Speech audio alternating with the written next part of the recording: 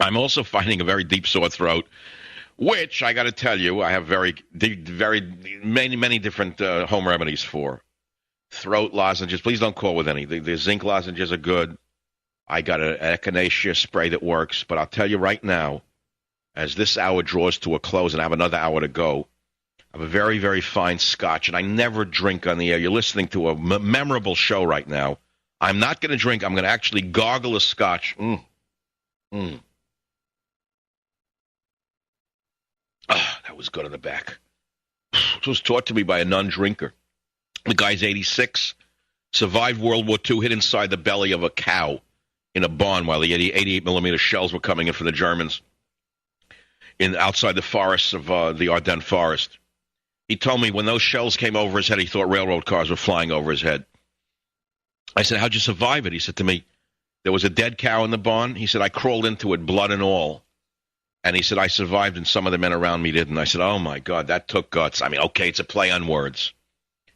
But that did take guts. He literally had to swim in the guts of a dead cow. But when you think about it, it's an interesting story. I mean, it was probably the moisture, the liquid rather, and the organs that created a further barrier than just the sinews and the bones of the cow. A horrible story, but what you have to do when you have to survive is one thing compared to what you do on a daily basis. You know, like there's a show on the America's Dirtiest Jobs. Ugh, never do it.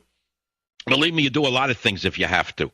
Okay, I found that a long time ago. You do things you don't want to do. You go into depths in your own being you don't want to go to, and you have to go there, you go there. That's all. The human being is an amazing organism, and we're capable of much more than we think we're capable of. And America's certainly capable of a better president than this, and we're capable of better leadership than we have in Congress, and we're certainly capable of pulling ourselves out of this hole we're in.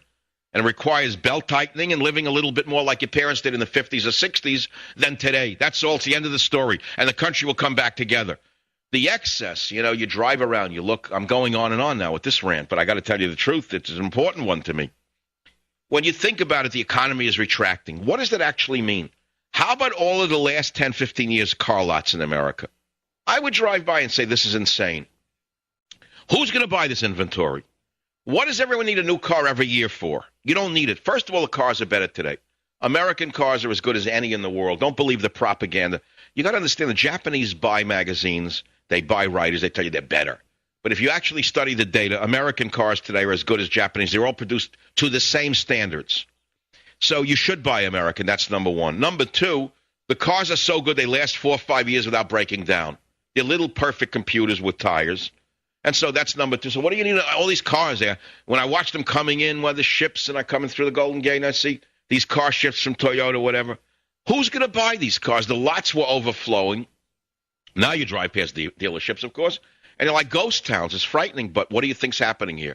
Retracting. The market is going to find itself. Supply and demand. The old laws of supply and demand are kicking in.